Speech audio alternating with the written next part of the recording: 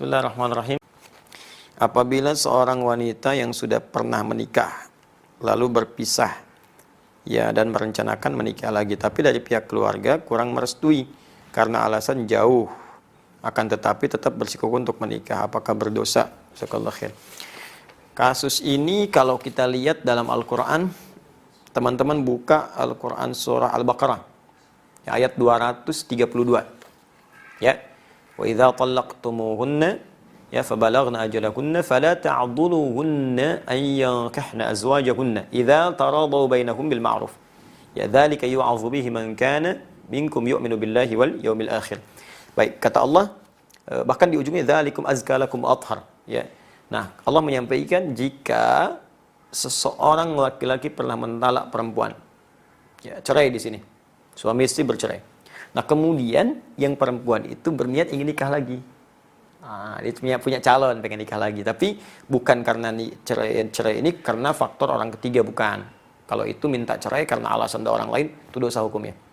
Ingat, orang perempuan yang minta cerai bukan pada hal yang dibenarkan oleh agama, tidak dibenarkan secara syariat, maka diharamkan baginya mencium bau surga.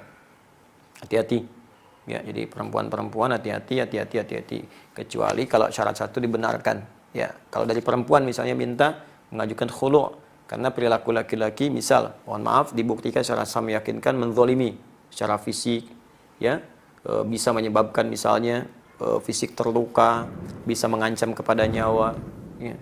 Atau yang kedua bisa mengancam kepada iman, ada yang ke fisik, ada kepada iman. Pada iman itu dilarang sholat, disuruh minum minuman, disuruh mabuk, disuruh macam-macam yang buruk lah ya. Nah itu terancam itu dan tidak bisa dinasehati, tidak bisa difasilitasi, tidak bisa ditengahi.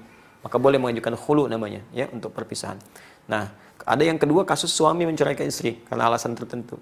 Nah, kata Al-Quran, kalaupun kemudian terjadi perpisahan itu, lalu si perempuan mendapatkan calon yang dia lihat bisa menjadi imam yang baik, ya. Persyaratan-persyaratan kebaikan terpenuhi secara syar'i, maka nasihat Al-Quran fala ta'dhuluhunna, kata Allah, hei para wali, jangan persulit mereka untuk menikah. Ya, beri jalan.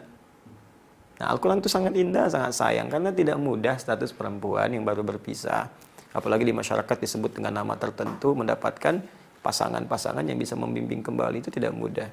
Ya, tidak mudah. Karena itu Al-Quran begitu melihat peluang seperti itu, dicek dulu. Kalau memang orangnya baik, tidak menyulitkan, dan komitmen menjadi imam yang baik di keluarga, maka permudah, jangan persulit. Karena tidak mudah menemukan lagi kemudian orang yang ingin membimbing. Nah, jadi itu kondisinya. Nah, ini alasannya karena jauh. Alasan jauh itu kan relatif. Ya, jauh sekarang mudah dijangkau. Ya, ada dengan jauh itu termasuk bukan termasuk syarat syariat. Ya, bukan termasuk syarat syariat. Coba bayangkan, bukankah banyak juga sekarang orang bilang LDR, ya? Masya Allah ada hubungan jarak jauh gitu.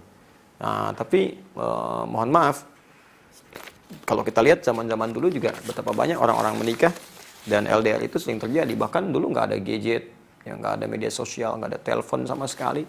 Kontaknya paling-paling kontak batin, terus datang kemudian hari. Ya, bukankah Nabi Ibrahim pernah terpisah jauh? Ya, tapi bukan alasan kalau ada komitmen untuk datang. Beliau di Palestina, Sayyidah Hajar dengan Ismail kemudian di Mekah, bisa ditengok. Datang, ditengok, dilihat kan perkembangan dan sebagainya. Ini komunikasi sekarang banyak. Jadi pastikan bahwa suami itu amanah. Ya, kemudian juga bisa memberikan nafkah yang cukup, sifatnya terpercaya, ya, kemudian juga bisa melindungi, memberikan kasih sayang. Kalau itu terpenuhi, maka keluarga memudahkan. Saya kira begini, ini yang bertanya, kalau ini akhwatnya, jelaskan ke keluarga dengan baik. Jangan berkonflik. Jelaskan dan berikan keyakinan. Karena boleh jadi keluarga itu menolak bukan karena tidak menginginkan, boleh jadi dalam konteks ini ingin melindungi. Kadang-kadang kasih sayang itu kalau tidak dikomunikasikan dengan baik, ya jadi salah paham pada ujungnya dan salah penilaian. Ya, sama hal-hal yang kadang-kadang kita menulis di WA karena nggak ada ekspresi, ya keterimanya bisa lain.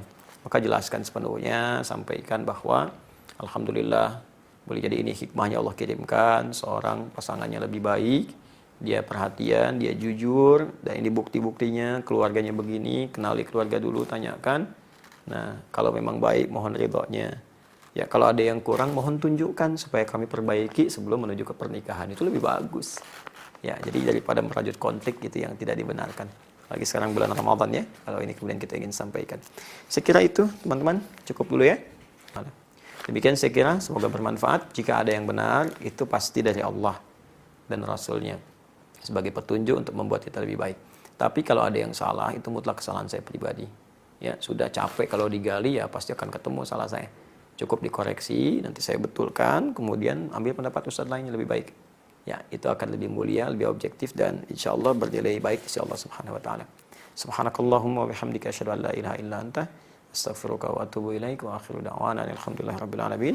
Allahu minkum, adi hidayat. Assalamualaikum warahmatullahi wabarakatuh.